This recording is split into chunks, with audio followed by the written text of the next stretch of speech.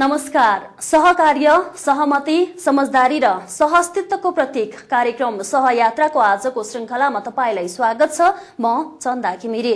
विकासमा साझेदारी र अधिकारका लागि पैरवी गर्ने सहयात्रा तपाईका हरेक सकारात्मक अभियानमा सहयात्री बन्न इच्छुक छ। कार्यक्रममा हामी विभिन्न सामग्रीका साथै मुलुकको विकासमा विशिष्ट योगदान पुर्याउने व्यक्तिसँगको संवाद प्रस्तुत गर्दछौं। दर्शकवृन्द, नेपालमा जलविद्युत उत्पादन गर्न लागेको दशकौं बितिसक्यो, तर अझै पनि जलविद्युत विकासले फड्को मार्न सकेको छैन। जलविद्युतको सम्भावना र यसले देशको अर्थतन्त्रलाई पुर्याउन सक्ने टेवाको विषयमा धेरै बैठक, कार्यक्रम र समीक्षा गरिए पनि ठोस उपलब्धि हासिल हुन सकेको छैन। जलविद्युत क्षेत्रबाट अर्थतन्त्रमा सुधार ल्याउन सक्ने प्रचुर सम्भावना किन सम्भावनामै सीमित हुन पुग्यो त? चर्चा गर्दैछौं यो खण्डमा। नेपालमा अथाह प्राकृतिक सम्पदा र जलस्रोतको पर्याप्तता हुँदाहुँदै पनि जलविद्युतको उत्पादनमा भने विकास हुन सकेको छैन। जलविद्युतको सम्भावना र यसले देशको अर्थतन्त्रलाई पुर्याउन सक्ने टेवाको विषयमा यहाँ धेरै समीक्षा हुन्छन्, तर दीर्घकालीन योजनाका साथ अघि बढ्न अझै पनि सकिएको परिस्थिति छैन। त्यसैले आजको युगमा पनि नेपाली जनता विद्युतबाट वञ्चित छन् भने जलविद्युतको उपयोग गर्ने व्यक्ति धेरै मारमा परेका छन्। नेपालमा जलविद्युत विधिवत रूपमा विकास गर्न लागेको दशकौं बितिसक्यो, तर मुलुकवासी अझै पनि जलविद्युतको पहुँचमा पुग्न सकेका छैनन्। जलविद्युत उपयोग गर्न पाएकाहरूले समेत पर्याप्त मात्रामा उपयोग गर्न पाएका छैनन्। आजको दिनमा पनि शहरी क्षेत्रमा समेत पर्याप्त मात्रामा विद्युत आपूर्तिको अभाव छ। अधिकांश समय अँध्यारोमा नै बस्न बाध्य छन् नेपाली जनता। नेपाल विद्युत प्राधिकरणले अहिले पनि हिउँदोमा 12 घण्टामा लोड सेडिङ सीमित राख्नका लागि भारतबाट 240 मेगावाट विद्युत खरिद गर्ने योजना बनाएको छ। आज लोड सेडिङ जुन भइरहेछ यो थाहा नभएको कुरा चाहिँ होइन। यो आजभन्दा 10 वर्ष अगाडि नै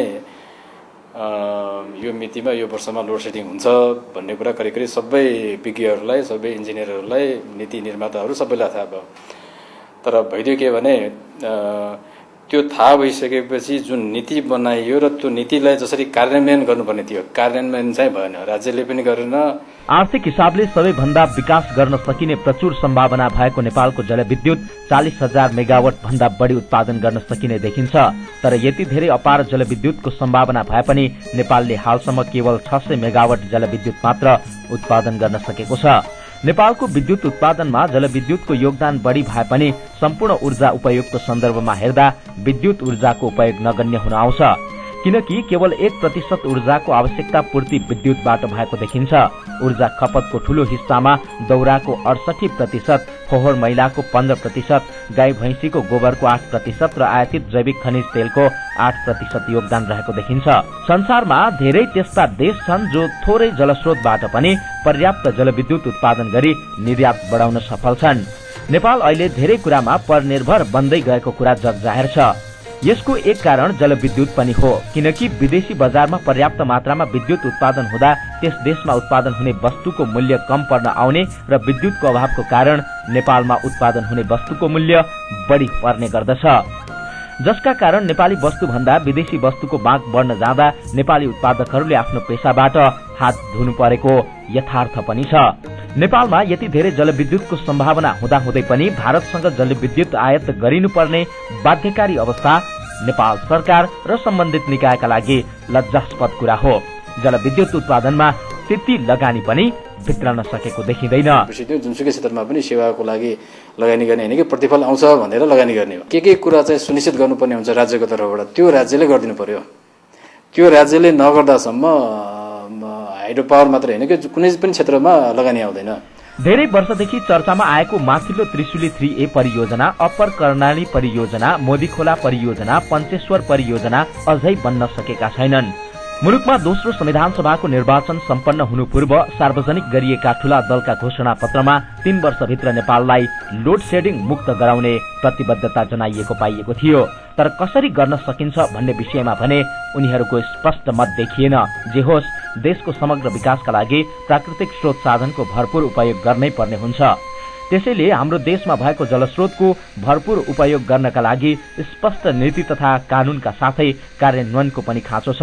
अर्को तीतो सत्य के हो भने नेपालको जनसंख्या मध्ये 40% को मात्र विद्युतमा पहुँच पुगेको हालको अवस्थामा जलविद्युतको विकासको प्रचुर सम्भावना भएको देश नेपालले जलविद्युतको विकास गरी ऊर्जाका लागि विद्युतमा निर्भरता बढाउनु आवश्यकता मात्रै होइन, जलविद्युतको निर्यात पनि वृद्धि गर्न सक्नुपर्छ। दर्शकवृन्द, नेपालमा अथाह प्राकृतिक सम्पदा र जलस्रोतको पर्याप्तता हुँदाहुँदै पनि जलविद्युतको उत्पादनमा आशातीत प्रगति हुन सकेको छैन। धेरै मुलुकले जलविद्युत उत्पादन मार्फत मुलुकको आर्थिक विकासमा फड्को मारेका छन्। छिमेकी मुलुक भुटानले पनि प्रशस्तै जलविद्युत उत्पादन गरेर प्रति व्यक्ति आयमा सुधार गरिरहँदा नेपालले जलविद्युत उत्पादन तथा विकासको क्षेत्रमा किन समय सापेक्ष फड्को मार्न सकेन? आजको सहयात्रा संवादमा हामी यसै सेरोफेरोमा केन्द्रित रहेर संवाद गर्दैछौं। यही क्षेत्रमा लामो समयदेखि तल्लीन व्यक्तित्व स्वतन्त्र ऊर्जा उत्पादक संघ नेपाल इपानका अध्यक्ष इन्जिनियर खड्गबहादुर विष्टसँग। दर्शकवृन्द, सहयात्रा संवादमा यहाँलाई स्वागत छ। नेपालमा जलविद्युतको क्षेत्रमा निजी क्षेत्रले प्रवेश गरेको लगभग 24-25 वर्ष भइसकेको छ, तर पनि जलविद्युतको क्षेत्रमा उल्लेख्य मात्रामा प्रगति भने हुन सकेको देखिँदैन। आज हामी यसै सन्दर्भमा केन्द्रित रहेर इपानका अध्यक्ष, जो निजी क्षेत्रको निजी उत्पादकहरूको संस्थालाई प्रतिनिधित्व संस्थाको रूपमा मानिन्छ, इपानका अध्यक्ष हुनुहुन्छ खड्गबहादुर विष्ट, उहाँसँग हामी संवाद गर्दैछौँ। स्वागत छ यहाँलाई। नमस्ते। सर्वप्रथम त इपानको अध्यक्ष बन्नु भएकोमा यहाँलाई हार्दिक बधाई छ। हजुर, धन्यवाद। इपान कस्तो संस्था हो, अलिकति बताइदिनुहोस् न। यो इपान चाहिँ 2001 मा प्राइभेट सेक्टरको जुन पार्टिसिपेन्ट्सहरू थिए तिनीहरूलाई समाहित गरेर तिनीहरूको एडभोकेसीको रूपमा यसले काम गर्ने भनेर एउटा केही चाहिँ एन्थुजियास्टहरूले बसेर खोलेको संस्था हो। यसले नेपालमा सबै प्राइभेट सेक्टरको तर्फबाट विद्युत उत्पादन गर्ने, हाइड्रो पावर चाहिँ बेसिकली हाइड्रो पावर उत्पादन गर्ने कम्पनीहरूलाई चाहिँ छाता संगठनको रूपमा काम गरिरहेको छ। हामी हाइड्रो भन्छौँ, खासमा हाइड्रो पावर भनेको चाहिँ के हो? अलिकति आम जनमानसमा चाहिँ अलिकति यसको अर्थ थाहा नभइरहेको बेला हजुरले अलिकति बताइदिनुहोस् न। यो हाइड्रो पावर भनेको तपाईँ के हुन्छ भने एउटा एनर्जी फर्मलाई अर्को एनर्जी फर्ममा कन्भर्सन गर्न सकिन्छ। ल अफ एनर्जी कन्जर्भेसन भन्छ यसलाई। र त्यो चाहिँ बगिराखेको पानीलाई सर्टेन हाइटबाट त्यो पोटेन्सियल एनर्जी हुन्छ, त्यसमा एनर्जी निहित छ। पोटेन्सियल भने निहित छ भनेको त्यसलाई चाहिँ सर्टेन उचाइबाट तल झारेपछि त्यो चाहिँ काइनेटिक एनर्जीमा, मुभिङ एनर्जीमा कन्भर्ट हुन्छ। त्यो मुभिङ एनर्जीलाई चाहिँ एउटा टर्बाइन थ्रो जोडिएको जेनेरेटरमा घुमायो भने माइकल फ्याराडे भन्ने एउटा साइन्टिस्टले के भन्नुभएको थियो भने कुनै पनि कन्डक्टरलाई म्याग्नेटिक फिल्डमा रोटेट गर्यो भने त्यसले इलेक्ट्रिसिटी प्रड्युस गर्छ भने त्यही सिम्पल प्रिन्सिपललाई युज गरेर हामीले चाहिँ मुभिङ वाटरलाई इलेक्ट्रिकल एनर्जीमा कन्भर्ट गरे। त्यसलाई चाहिँ हाइड्रो पावर भन्छौँ। तपाईँ सरकारी संस्था नेपाल विद्युत प्राधिकरणमा पनि लामो समय काम गर्नुभयो, अहिले इपानमा हुनुहुन्छ। अब इपानमा तपाईँ रहेर कसरी काम गर्दै हुनुहुन्छ हाइड्रोको क्षेत्रमा? अलिकति नेपाल विद्युत प्राधिकरणमा म फ्रेस इन्जिनियर हुँदा इलेक्ट्रिकल इन्जिनियर भएर कुलेखानीमा काम गरेँ। त्यसपछि एउटा ट्रान्समिसन लाइन 132 केबीको ट्रान्समिसन लाइनमा काम गरेँ र मेरो राम्रो सिकाइ रह्यो। नेपाल विद्युत प्राधिकरण एकदम राम्रो संस्था हो। म्यान पावरको हिसाबले भले काममा सफलता नभइसकेका भए पनि राम्रो संस्था छ। अहिले इपानमा चाहिँ म त्यही नै काम गर्छु जुन एनइएमा गर्थेँ, तर अलिकति म्यानेजरियल लेभलमा, अलिकति लिडरसिप रोलको लेभलमा गरिरहेको छु। तपाईँलाई नेपालको विद्युतको विकास गर्न सरकारी निकाय र निजी क्षेत्र बीच समन्वयकारी भूमिका खेल्न चाहिँ अब इपानले कस्तो भूमिका खेल्छ त? नेपालमा चाहिँ जुन बेला मल्टी पार्टी डेमोक्रेसी इस्टाब्लिस भयो त्यसपछि चाहिँ बाहिर मार्केट इकोनोमीमा गयो कन्ट्री। हामीले चाहिँ सर्भिस सेक्टर मात्रै राज्यसँग राख्ने, अरू सेक्टरमा कम्पिटिसन गराउने भनेर जुन राज्यले विद्युतलाई चाहिँ एउटा प्राइभेट सेक्टरको इन्ट्री गरायो र त्यो प्राइभेटाइजेसन अहिले पूर्ण रूपमा भइसकेको छैन।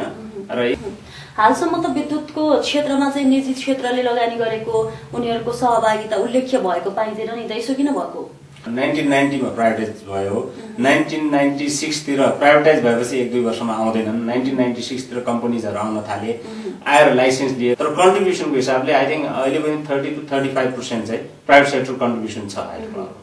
तपाईहरु झोलामा खोला लिएर हिँड्नुहुन्छ तर पनि उल्लेख्य मात्रामा विद्युत उत्पादन त हुन सकेको छैन नि। निजी क्षेत्रले नि राम्रो काम गरेन भनेर चाहिँ सरकारी सेक्टरले पनि त तपाईहरुलाई आरोप लगाइरहेको अवस्था छ नि। जुनसुकै कम्पनीमा एउटा कम्पनी बेचेर अर्कोले किन्न सक्छ भने हाइड्रो पावरमा चाहिँ किन्न सक्दैन, किन त्यसलाई झोलामा खोला भनिन्छ, त्यो चाहिँ म बुझ्न सक्दिनँ। विदेशीहरूलाई बेच्नु पाउनुपर्छ कि स्वदेशीहरूलाई नै? मलाई लाग्छ जसलाई पनि बेच्न पाउनुपर्छ हैन। कम्पनीको टेक ओभर र मर्जर भन्ने तपाईले ग्लोबली अहिले हेर्नुस् हैन, जुन कम्पनी हिजो एउटाको थियो अहिले छैन, अहिले CNN टेक टर्नले किनिसक्यो, अरू कम्पनी सबै कता कता गइसक्यो। जुन इलेक्ट्रोमेकानिकलका प्रोड्युस गर्ने ठुल्ठुला एबीबी भन्ने कम्पनी अर्कोले किनिसक्यो। ग्लोबल टेक ओभर जहाँ पनि छ हैन, एउटा कम्पनी सबल भएन भने अर्कोले। निजी क्षेत्रले चाहिँ लाइसेन्स ओगटेर बस्ने अनि अनावश्यक सरकारी क्षेत्रमा चाहिँ सरकारी सेक्टरमा बार्गेनिङ गर्ने जस्तो काम गर्छ, राम्रो काम गरेन भनेर सरकारी अधिकारीहरूको पनि यस्तो धारणा बाहिर आइरहेको छ नि त अहिले। अब होलसेलमा होइन, हो होलसेलमा होइन, तर मलाई लाग्छ 20-25% डेभलपरहरू हुन सक्छन् जो चाहिँ डेभलप गर्न सक्ने होइनन्। तर अहिले उनीहरू चाहिँ धेरै मुस्किलमा छन्, फिस बढाइएको छ, लाइसेन्स फी उनीहरूलाई गाह्रो छ। उनीहरूलाई झोलामा खोला भन्ने हो भने चाहिँ हुन सक्छ, तर टोटालिटीमा होइन। यो बीचमा फेरि जस्तो निजी क्षेत्रले चाहिँ लगानी मैत्री वातावरण बनाइदिएन सरकारले भनेर पनि आम गुनासो यता कता सुन्नमा पनि पाइन्छ। यो के हो, सही हो? यसमा के भइरहेको हुन्छ भने हेर्नुहोस्, हाम्रो चाहिँ वान विन्डो पोलिसीमा चाहिँ हामी सोझै गएर डिओइडी र नेपाल सरकारको ऊर्जा मन्त्रालय, अहिले ऊर्जा मन्त्रालय भयो, त्यहाँ गएर हामीले भेट्ने। त्यहाँ भइराखेको डिसिजन पनि धेरै डिसिजनहरू यस्तो देखिया छ कि अर्थ मन्त्रालयले त्यसलाई चाहिँ मान्दैन, अर्थ मन्त्रालयले त्यसलाई चाहिँ मान्यता दिँदैन। त्यसकारण हामीले के भन्छौँ भने त्यो वातावरण सहज हो कि होइन त, वान विन्डो पोलिसी हो कि होइन त। तपाईँले वन मन्त्रालयको वन विभागले चाहिँ जुन रोकिने फाइलहरू छन् त्यो त हाम्रो जलस्रोत मन्त्रालयले अप्रुभ गरिदिइसकेका हुन्छ, तर वन मन्त्रालयले गरिदिया हुँदैन। त्यसकारण हामीले के भने वान विन्डो भए पनि अर्को डोर छ, फेरि भित्र फेरि अर्को गाह्रो छ, फेरि अर्को ब्यारियर छ। त्यसकारण हामीले सहज वातावरण भनेको त्यसलाई भने हो। र त्यो चाहिँ एउटा पोलिसी क्षेत्रमा भयो, पर्सपेक्टिभमा भयो। अर्को पर्सपेक्टिभ चाहिँ लोकल एरियामा तपाईँले प्रोजेक्ट गर्न जानुहोस्, एउटा थियोडोलाइट लगेर जानुहोस्, एउटा सानो मेजरिङ इक्विपमेन्ट लगेर जानुहोस्, त्यहाँको लोकलहरूले तपाईँसँग तुरन्त मुआवजा माग्न सुरु गर्छ। थुप्रै उदाहरण छन्। थानकोट चापागाउँ ट्रान्समिट लाइन हेर्नुहोस्, 11 वर्षसम्म बनेन। खुरकोटमा ट्रान्समिट लाइन हेर्नुहोस्, खिम्ती ढल्केवार लाइन अहिले 3 वर्ष लेट भइसक्यो। सो यो हाम्रो मात्रै होइन, एनईएलाई पनि यस्ता बाधा अडचनहरू थुप्रै छन्, हामी मात्रै होइन, उनीहरू पनि त्यसैमा छन्। त्यसकारण त्यो सहज बनाउनु पर्छ जस्तो हामीलाई लाग्छ। हाइड्रो पावरमा जनसहभागितालाई चाहिँ प्राथमिकता दिइनेछ भनिन्छ, जनताको सहभागिता चाहिँ कसरी हुन्छ त? यो जनताको सहभागिता अब प्रष्ट रूपमा यसरी गर्नुपर्छ भन्ने खालको कोरिया छैन। तर अब लास्ट जुन इलेक्ट्रिसिटी बिल जसलाई चाहिँ हामीले पार्लियामेन्टले पास गर्न सकेन, पार्लियामेन्ट नै डिफङ्क्ट भएपछि त्यो एउटा बिलमा निकै प्राइभेट सेक्टर तर्फबाट पनि इनपुट राखिएको थियो। र जनताको भावना के थियो भने हामी पनि यो रिसोर्सको ओनर हौँ, हाम्रो गाउँमा बग्ने खोला, हामीले हिजो अस्ति माछा मार्थ्यौँ, खेल्थ्यौँ, त्यसमा हाम्रो पनि सहभागिता हुनुपर्छ भनेर कम्तीमा 10% सेयर दिन सकिने लोकललाई भनेर, स्थानीयलाई भनेर चाहिँ त्यो भावना प्रकट गरेछ इलेक्ट्रिसिटी बिलमा। अनफर्चुनेटली त्यो पास भएको छैन, तर त्यसको चाहिँ कार्यान्वयन गाह्रो छ। जुन निजी क्षेत्रहरू छ नि हाइड्रो पावरको रोजगारमूलक चाहिँ भएन, नाफामूलक भयो भनेर चाहिँ कम म्यान पावरमा चाहिँ काम गर्ने जुन नीति लिएको छ नि हाइड्रो पावरहरूले, यो के हो? यो अब मलाई चाहिँ यो नीति भनेको चाहिँ एउटा प्लान गरेर गरे जस्तो तपाईँले भन्नु भएको छ होइन, त्यस्तो होइन। प्राइभेट सेक्टरले इफिसियन्सीलाई बढी फोकस गर्छ। इफिसियन्सी भने फाइनेन्सियल इफिसियन्सीमा चाहिँ अब कम्ती इनपुट लगाएर बढी आउटपुट निकाल्ने नै इफिसियन्सी हो। जस्तो नेपालीहरूको नाममा चाहिँ लाइसेन्स लिएर विदेशीहरूलाई बेच्ने गरिन्छ, निजी क्षेत्रले चाहिँ यस्तो गरेको छ भन्ने पनि समाचारहरू पत्र पत्रिकामा विभिन्न बेला बखत पढ्न पाइन्छ होइन, यो के हो खासमा? मलाई के लाग्छ भने जुन लाइसेन्सिङ प्रोसिजर थियो, जुनसुकै कम्पनी दर्ता गरेर लाइसेन्स लिन सक्ने अधिकार थियो र सर्टेन एउटा क्यापिटल, एउटा एक्सपिरियन्स देखाउनु थियो, त्यसपछि त्यो देखाएर उनीहरूले लाइसेन्स लिए। अब त्यो तिनीहरूले कतिको लाइसेन्स लिए भन्नुहुन्छ भने अहिले 10 मेगावाट, 20 मेगावाटदेखि 200, 300 मेगावाट, 40-50 मेगावाट थुप्रै मेगावाटको प्रोजेक्टहरू छन् इन्डिभिजुअलसँग। तर 1 मेगावाट बनाउन 20 करोड रुपियाँ लाग्छ भने 20 करोड रुपियाँ लाग्छ भने नेपालीको हैसियत कति मेगावाट बनाउनसम्म छ? 50 मेगावाट बनाउन सक्छ त?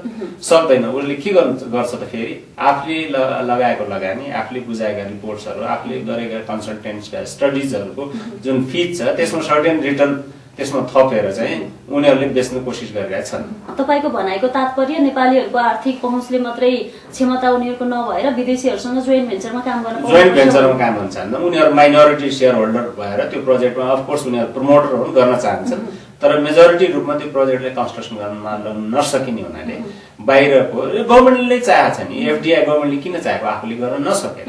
तपाईको संस्था इपानले अब विद्युत उत्पादनमा कस्तो खालको कार्यक्रमहरू बढी अगाडि ल्याउँदैछ? हामीले चाहिँ अब लाइसेन्स हाम्रो साथीहरू थुप्रै लिइसकेका छन्। हाम्रो बेसिकल काम भनेको तपाईँको आफ्नो मेम्बर्सहरूलाई फेसिलिटेट गर्ने हो, एडभोकेसी गर्ने हो, र यदि सरकारले प्राइभेटाइजेसन गरे इलेक्ट्रिसिटी सेक्टर भने यो प्राइभेटाइज हुनुपर्छ, लेभल प्लेइङ फिल्ड हुनुपर्छ। यहाँनिरको प्रोजेक्ट सब्सिडाइज लोनमा बनाउने, इन्ट्रेस्टमा बनाउने, हामी चाहिँ 12% तिरेर उसँग कम्पिट गरेर फेरि बनाएको बिजुली उसैसँग बेच्न जाँदा कस्तो चाहिँ एनामोली हो त आफै विचार गर्नुहोस्। मैले प्रोजेक्ट बनाएर महँगो बनाउने, उसले सस्तो बनाउने, उसैलाई बेच्न जाने, अनि उसले भोलि मलाई चाहिँदैन भन्ने, यो चाहिँ जुन एनामोलिजमा हामी चाहिँ 2-4 वर्ष हामी यसैमा छौँ जस्तो लाग्छ। खिम्तीमा 60 मेगावाट र भोटेकोसीमा 36 मेगावाटको लागि नेपालमा पहिलो पटक विदेशी लगानीमा काम भएको हो हैन? तर पनि पीपीएबाट चाहिँ डलरको नाममा चाहिँ काम गरियो, डलर मार्फत काम गरियो भनेर विभिन्न लान्छनाहरू लगाइएको छ। यसमा तपाईँ के भन्नुहुन्छ? म आफै खिम्तीकै स्टाफ हो हैन। खिम्ती चाहिँ 001 नम्बर लाइसेन्सवाला प्रोजेक्ट हो। नेपाल चाहिँ भर्खर एउटा अब्सोल्युट मोनार्कीबाट मल्टी पार्टी डेमोक्रेसीमा आएको कन्टेस्टमा कुनै पनि इन्भेस्टर आउन चाहँदैन थियो। त्यति बेला धेरै हाई रिस्क मानिन्थ्यो यो कन्ट्री, फार अवे कन्ट्री थियो, दूरदराजको देश मानिन्थ्यो यसलाई हैन। यसमा चाहिँ बाहिरको इन्भेस्टरले लगाएको हुनाले यो चाहिँ यो प्रोजेक्टलाई रिस्कको रूपमा हेरिएको थियो। त्यसकारण यो प्रोजेक्टमा तपाईँले हेर्नुहुन्छ भने डलरको इन्ट्रेस्ट नै 11-12% छ, विच इज एक्सट्रिमली हाई डलरको इन्ट्रेस्ट। त्यसकारण यो प्रोजेक्टको चाहिँ फेरि पीपीए पनि डलरमा भयो। फन्डामेन्टली के छ भने इन्भेस्टमेन्टको फन्डामेन्टल प्रिन्सिपल के हो भने जुन करेन्सीमा इन्भेस्टमेन्ट हुन्छ रिटर्न त्यही करेन्सीमा चाहिन्छ। त्यसकारण खिम्तीको इन्भेस्टमेन्ट 97% डलरमा हो, 3% नेपालीमा हो। त्यसै अनुसार हामीले पैसा माग्छौँ यहाँनिरसँग र त्यही अनुसार 1996 मा पावर पर्चेज एग्रिमेन्ट सिल गरियो। इपानको अध्यक्षमा चाहिँ उत्पादकहरूको संस्था अनर हुनुपर्ने भनेर जुन झिना मसिना कुराहरू बाहिर आइरहेका छन्, यसमा तपाईँ के भन्नुहुन्छ? यो कुरा अस्ति 28 को नोभेम्बरमा नयाँ इलेक्सन भयो, जसले मलाई चाहिँ कन्सेन्ससबाट प्रेसिडेन्ट हुने चान्स दियो। म सबै साथीहरूलाई धन्यवाद दिन्छु। त्यहाँ साथीहरूले कसरी यस्ता कुराहरू उठाथे, आफै इन्भेस्टर नभए पिन्च हुँदैन, आफूलाई दुःख हुँदैन हैन। त्यसकारण उहाँ त कर्मचारीको रूपमा हो भन्ने। अब यसमा एक दुईवटा कुरा के छ भने हाम्रो पनि शान्तिमय इन्भेस्टमेन्ट यता त भइहाल्छ। मेजोरिटी होल्डिङ नभए पनि हाम्रो थुप्रै नेपालीहरू माइनोरिटीमै छन् फेरि। त्यसकारण को इन्भेस्टर को यो भन्दा कसले सही कुरा बोल्न सक्छ, कसले काम गर्न सक्छ भन्ने कुरा इम्पोर्टेन्ट हो। फेरि हाम्रो चाहिँ विधानमा जुन यो इपानको विधान छ त्यो विधानमा त्यस्तो भनिएको छैन यो इन्भेस्टरलाई नदिने, यसलाई दिने भनिएको छैन। त्यसकारण त्यो काम लाग्दैन। यस कार्यक्रम मार्फत सरोकारवालाहरूलाई के भन्न चाहनुहुन्छ? हामी चाहिँ बेसिकली अब लोड सेडिङमै छौँ। हामी आकाश पाताल जे कुरा गरे पनि लोड सेडिङमै छौँ। तर तपाईँले के भन्न चाहन्छु भने झन्झनै 860 मेगावाट कन्स्ट्रक्सनमा छ नेपाल विद्युत प्राधिकरणको, 350-60 मेगावाट चाहिँ प्राइभेट सेक्टरबाट छ। र मलाई लाग्छ 2-3 वर्ष हामीलाई गाह्रै छ, तर 2-3 वर्षपछि नेपाल चाहिँ आफ्नो लागि बिजुली पुग्ने बनाउन सक्छ जस्तो लाग्छ र भविष्य नेपालको एकदम उज्जवल छ विद्युत। हस्, यहाँको अमूल्य समय दिएर स्टुडियोसम्म आइदिनु भयो, यहाँलाई धेरै धन्यवाद। हजुर, मलाई बोलाउनु भएकोमा धेरै धेरै धन्यवाद। सहकार्य, सहमति, समझदारी र सहअस्तित्वको खोजी गर्ने कार्यक्रम सहयात्रा तपाईसँग सहयात्रामा निरन्तर रहनेछ। हामीसँग अझै गहकिला खुराक बाँकी छन्। हामीसँगै रहनुहोला। एकैछिनको विश्रामपछि पुनः आउनेछौँ। गुजवेल बायोटेक प्राइवेट लिमिटेडले पहिलो पटक जैविक खेतीका लागि 100% 3 उत्कृष्ट पोषक तत्वहरू अब नेपालमा भित्राएको छ। गुजवेल डीएपी, गुजवेल एनपीके, गुजवेल पोटास। इच्छुक वितरकहरूका लागि सम्पर्क महाशक्ति स्टोर, मेची नगर 1, धुलाबारी, झापा। प्रोप्राइटर सजन कुमार गैल। फोन नम्बर 0235613990 र 9842703848।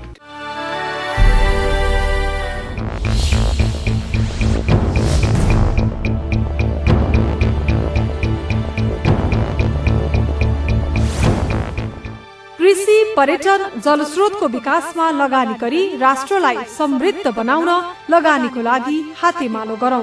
5 स्टार इन्भेस्टमेन्ट प्राली, फोन नम्बर 4410 इमेल ssi2017@yahoo.com।